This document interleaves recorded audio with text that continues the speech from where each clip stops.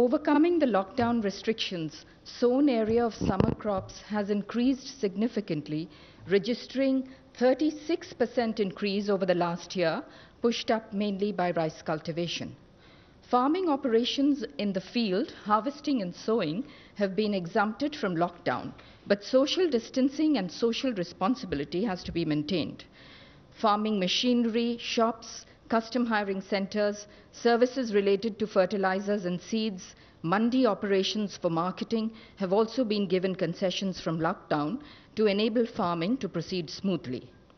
At the Kharif conference recently held, 2020, food grain production target has been fixed at an ambitious 298 million tons. 298 million tons. Next slide, please. To help farmers sustain production, money has been disbursed under the PM Kisan Yojana and the PM Fasal Bima Yojana insurance claims have been disbursed. Pulses have been dispatched to states under the PM Garib Kalyan Yojana. Next.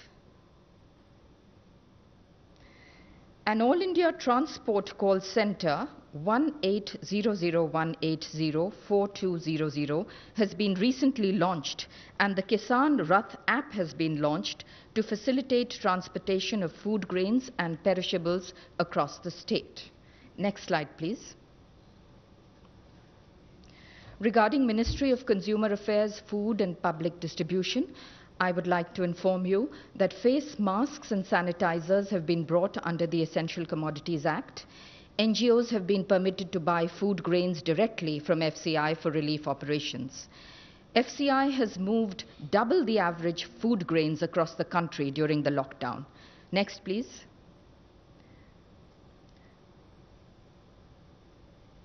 Next. Ministries of Rural Development and Panchayati Raj, I would like to inform you that government has hiked the Manrega wages in the wake of COVID-19 pandemic. The average increase is ₹20. There has been a direct cash transfer to women under the Pradhan Mantri Jan Dhan Yojana account holders under PM Garib Kalyan package. The self-help group women have helped in this effort. The women self-help groups under the NRLM, the National Rural Livelihood Mission, are making protective face covers, sanitizers, soaps, and are running community kitchens in large numbers. Thank you. Thank you, Alpana. Now, the Ministry of Home Affairs, please. गृह मंत्रालय की तरफ से update है। गृह मंत्रालय निरंतर lockdown measures के एनफोर्समेंट को मॉनिटर कर रहा है। जहां भी लॉकडाउन का उल्लंघन हो रहा है, वहां राज्य सरकारों के साथ संपर्क करके उचित कार्यवाही की जा रही है। कल गृह मंत्रालय ने एक बार फिर सभी राज्यों और केंद्र शासित प्रदेशों को पत्र लिखकर राज्यों का ध्यान इस बात पर आकृष्ट किया है कि आपदा प्रबंधन अधिनियम के अंतर्गत जो दिशा निर्देश जारी किए गए हैं, उनमें स्पष्ट रूप से लिखा गया है कि राज्य सरकारें इन दिशा निर्देशों का सख्ती से अनुपालन करेंगी। अपने लोकल एरियाज की आवश्यकता अनुसार वे ज़्यादा सख्त कदम उठा सकती हैं, परंतु दिशा निर्देशों को डाइल्यूट नहीं कर सकती, कमज़ोर नहीं कर सकती। गृह मंत्रालय ने उनका ध्यान माननीय सर्वोच्च न्यायालय के 31 मार्च 2020 के आदेश में की गई टिप्पणी की ओर भी आकृष्ट किया है कि सभी राज्य सरकारें, सार्वजनिक प्राधिकारी और देश के नागरिक ईमानदारी और निष्ठा से सार्वजनिक सुरक्षा के हित में भारत सरकार द्वारा जारी किए गए निर्देशों और आदेशों का पालन लेटर और स्पिरिट में करें। यह पत्र इसलिए आवश्यक हो गया था क्योंकि कुछ राज्यों में उन गतिविधियों को भी इजाज़त दी जा रही थी जिनकी गृह मंत्रालय द्वारा जारी किए गए दिशा निर्देशों के अंतर्गत अनुमति नहीं है। गृह मंत्रालय ने कल पत्र लिखकर केरल सरकार द्वारा जारी संशोधित दिशा निर्देशों पर भी अपनी चिंता व्यक्त की है।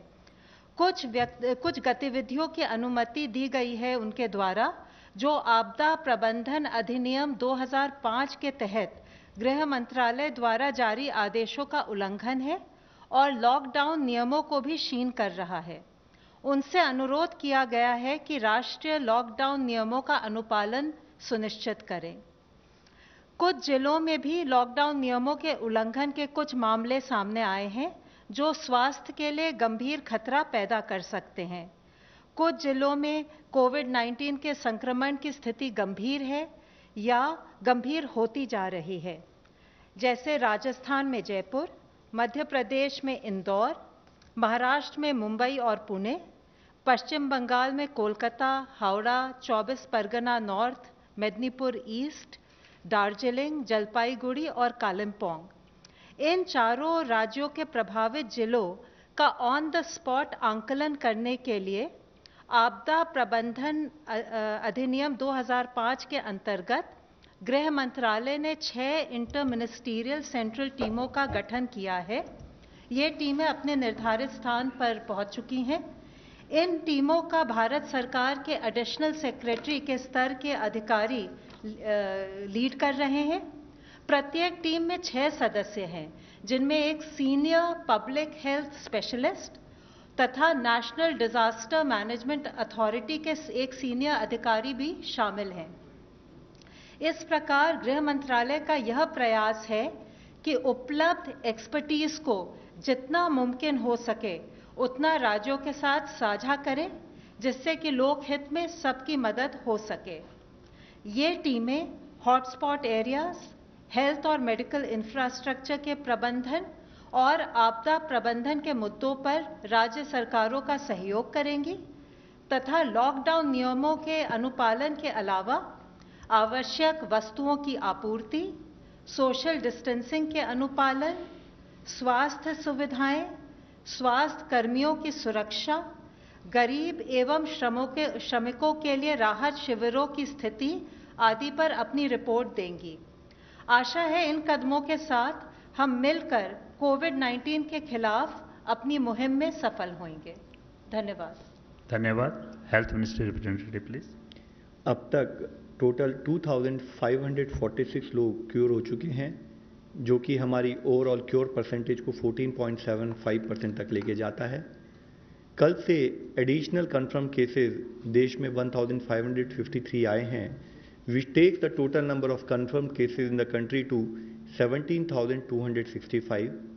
लास्ट 24 आवर्स में 36 न्यू डेथ्स भी रिपोर्ट हुई हैं। माननीय स्वास्थ्य मंत्री जी ने कोविड-19 मैनेजमेंट की तैयारियों की समीक्षा के तहत कल Rajiv Gandhi super speciality hospital का दौरा भी किया। उन्होंने फ्रंटलाइन वर्कर्स के एफर्ट की तारीफ की, कहा कि आज जो हमारा इंक्रीज रिकवरी रेट आ रहा है वह हमारी क्वालिटी ऑफ केयर को रिफ्लेक्ट करता है।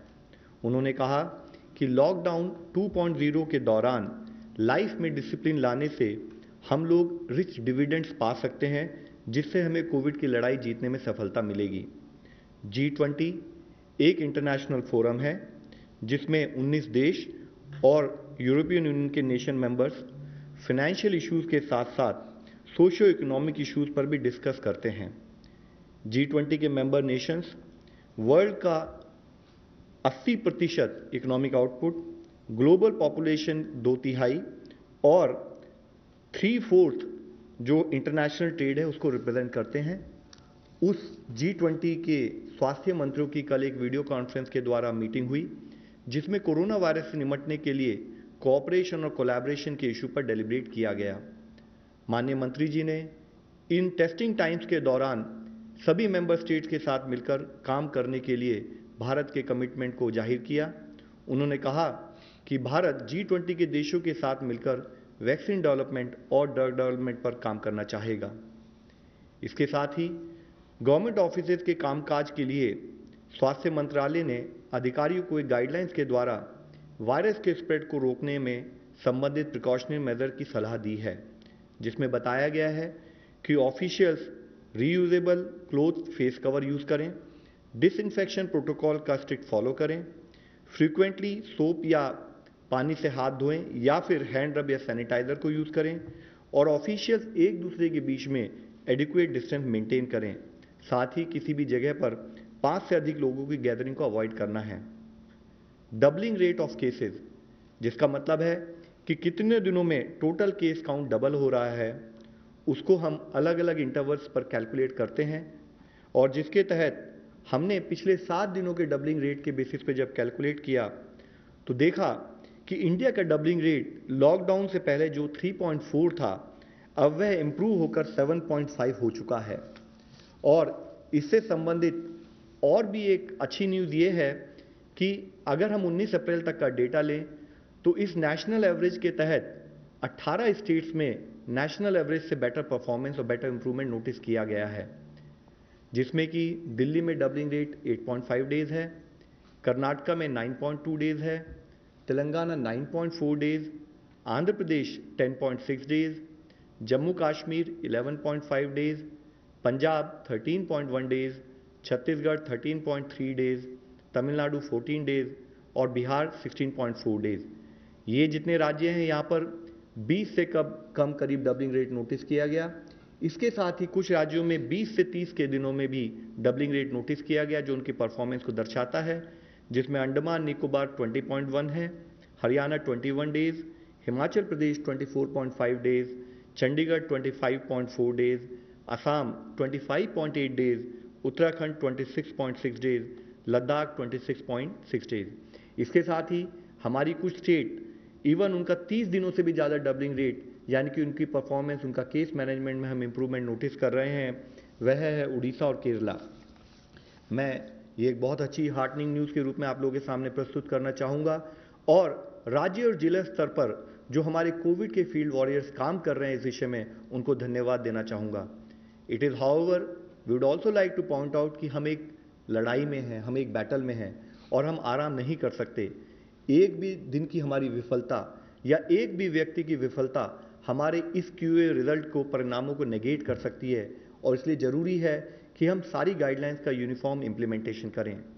हमें कुछ और राज्यों से अच्छी खबरें भी आ रही हैं, जैसे गोवा के सभी पेशेंट्स को रिकवरी के बाद हॉस्पिटल से डिस्चार्ज कर दिया गया है। अब गोवा में कोई भी एक्टिव केस नहीं है। इसी तरीके से जैसे कि कल आप लोगों की दृष्टि में लाया था, माही और कोडगू, इन दोनों जिलों में जहां पर कि पिछले 28 दिनों से कोई केस नहीं आया था, उसमें एक और जिला जुड़ गया है, वह है पौड़ी गढ़वाल उत्तराखंड से। साथ ही टोटल 59 डिस्ट्रिक्ट्स हैं 23 स्टेट और यूनियन टेरिटरीज से, जहां पर पिछले 14 दिनों से कोई केस नहीं आया है, जिसमें 6 नए जिले जुड़े हैं। वह हैं डूंगरपुर और पाली राजस्थान से, जामनगर मोरबी गुजरात से, नॉर्थ गोवा गोवा से, गोमती त्रिपुरा से।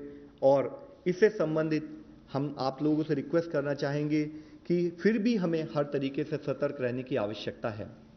दूसरे देशों की तुलना में अगर भारत आज इस सिचुएशन को मैनेज करने में प्रयत्न कर रहा है, उसमें जो भी रिलेटिव सक्सेस मिली है, उसका सबसे मुख्य कारण है कि इस लड़ाई में गवर्नमेंट के साथ साथ हर सिटीजन मिलकर लड़ाई लड़ रहा है। कम्युनिटी इन्वॉल्वमेंट, कोऑपरेशन और कम्युनिटी लीडरशिप हमारे मैनेजमेंट का एक मुख्य कारण रहा है।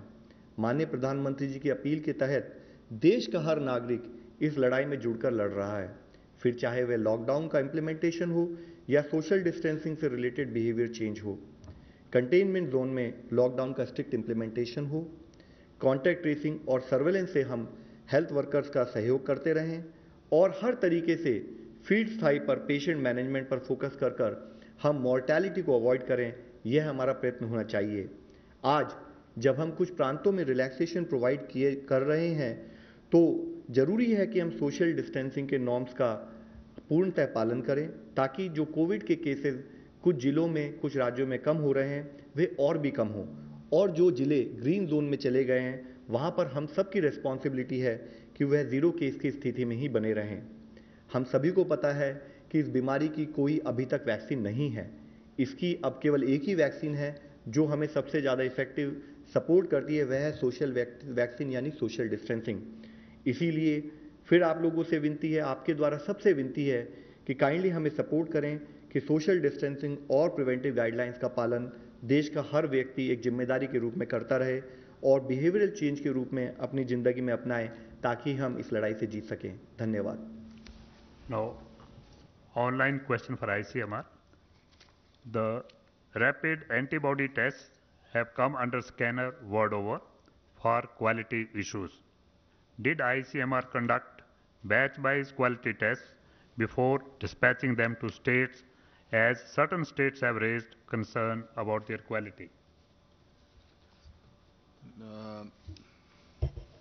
ये जो रैपिड टेस्ट हैं, जैसा मैंने बोला, सारे दुनिया में कहीं भी उसको इंडिविजुअल के डायग्नोसिस के लिए इस्तेमाल नहीं करते, क्योंकि अभी भी एक चीज़ कायम है कि इस विषाणु के खिलाफ एंटीबॉडी जो डेवलप होती है, वो एंटीबॉडी कितनी पावरफुल होगी, वो इम्यून रिस्पांस का द्योतक होगी क्या, इसका कहीं पता नहीं है।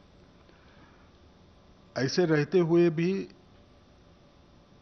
इसका इस्तेमाल सर्वेलेंस पर्पस के लिए हो सकता है, क्योंकि सर्वेलेंस में मैंने जैसे पहले एक बार बताया था, मैं अगर ये बताना चाहता हूँ कि 5%, समझ लीजिए कहीं सर्वे किया, 5% लोगों को बीमारी थी, वो अगर 4.5 भी आई और वो कंसिस्टेंट एरर, उसी ढंग से वही टेस्ट आप इस्तेमाल कर रहे हैं, उसी से भी उतनी 4.5, 4.3 भी आई, कंसिस्टेंट रही वो एरर, तो उसमें एपिडेमियोलॉजिक सर्वेज में जहां हम ट्रेंड मॉनिटर कर रहे हैं, उसमें ज़्यादा फर्क नहीं पड़ता है, क्योंकि वो गिनती ही कम करता है।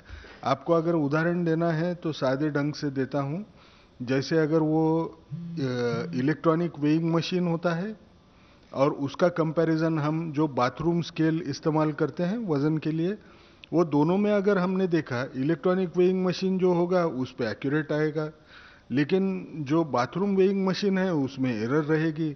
लेकिन अगर वजन देखना है तो हमको 100 ग्राम से फर्क आया क्या, इससे हमको कोई फर्क नहीं पड़ता। जब हम वजन 60-70 किलो का देख रहे हैं, वो थोड़ा कम ज़्यादा इधर उधर हुआ तो भी चल जाता है। इसकी ये तो पहली बार टेस्ट आई है हमारे यहाँ, तो एक ही बैच जो आई है, तो वो सवाल तो उठेगा नहीं। ये सारी टेस्ट जो एंटीबॉडी टेस्ट आई हैं, उनकी ये CE-IVD अप्रूव्ड हैं, इनको टेस्ट किया गया था कि ये उसकी जो सेंसिटिविटी स्पेसिफिसिटी क्लेम्ड है, वो उसके कॉन्फिडेंस के रेंज में है क्या करके, उसमें वो ठीक पाई गई। हमको जो दूसरी एक ये मिली है कि वेस्ट बंगाल में कुछ टेस्ट जो BGI किट करके माना जाता है, RT-PCR किट, वो RT-PCR किट बराबर काम नहीं कर रहा है, ऐसे हमको एक ग्रीवेंस मिला। वो ग्रीवेंस के तरफ देखते वक्त 2-3 चीज़ें हमको याद रखना है कि ये BGI kit US FDA approved है, उसके क्वालिटी स्टैंडर्ड्स काफ़ी अच्छे हैं। सिर्फ इसमें एक प्रॉब्लम है कि ये जब किट हमको रखना है तो उसको 20 डिग्री के नीचे टेम्परेचर रहना चाहिए। 20 डिग्री के अगर ऊपर गया तो वो टेस्ट रिजल्ट्स बराबर नहीं आ सकते हैं। तो जो कंप्लेंट थी, वो कंप्लेंट ये थी कि कुछ लोगों की रिपीट टेस्ट करना पड़ा, क्योंकि सारे लाइट अप नहीं हो रहे हैं, उसके साथ कंट्रोल जो रहते हैं वो। ये कब होता है, कभी कभार टेक्नीशियन जब वो काम करेगा, ज़्यादा सैंपल नहीं रहे तो उसके स्ट्रिप्स निकाल के उसको और एक बार रन करता है दूसरे टेस्ट को करने के लिए। जब वो वैसे करने जाएगा तो उसने वो कहाँ किट रखा था, वो क्या रूम टेम्परेचर पे छोड़ के उसने फिर टेस्ट करने की कोशिश की, उसके ऊपर वो आमादा होगा। लेकिन हमने वेस्ट बंगाल गवर्नमेंट को बताया है कि जो NIV में हम किट इस्तेमाल करते हैं, वो किट तकरीबन 10,000 टेस्ट के लिए काफ़ी हैं। वो नाइसेड में है कलकत्ता में, वो हम उनको टेम्पररी वो क्राइसिस टाइड ओवर करने के लिए दे रहे हैं। Mr. Sunil Prabhu, NDTV.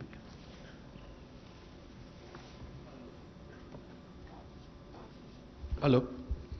To the MHA, there has been some negative reactions from states like West Bengal about the spirit of federalism, about the ICMT teams which have been sent.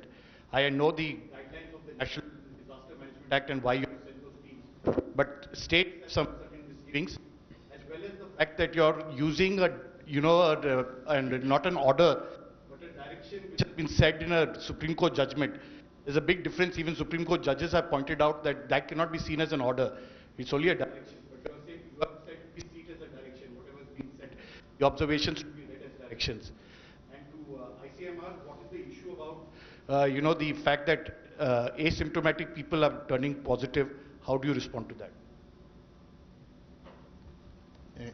Asymptomatic people turning यानी positive आदमी asymptomatic दिखा, ऐसे आपको कहना है ना? Asymptomatic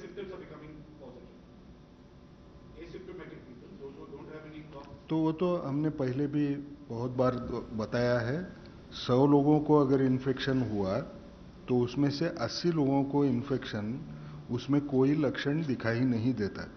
वो दिखने को भले एसिम्टोमेटिक रहे, उसको अगर हम जांच करें तो उसकी भी टेस्ट पॉजिटिव आने का चांस रहता है।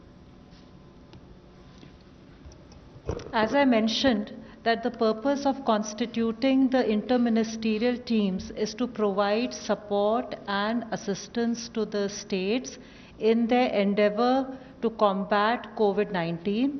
The teams have been very carefully constituted so that support can be provided both from health aspects, from administrative aspects, from disaster management aspects, and I'm sure the states will benefit with it.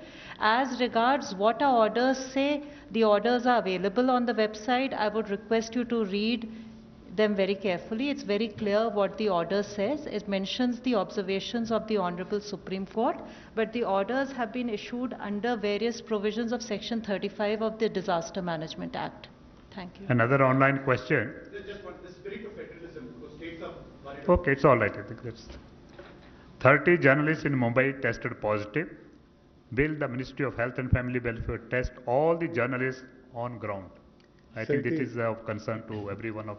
Sir, it is important. We have already been highlighting multiple times. We have talked about it. Infection prevention management is a very important component of disease management.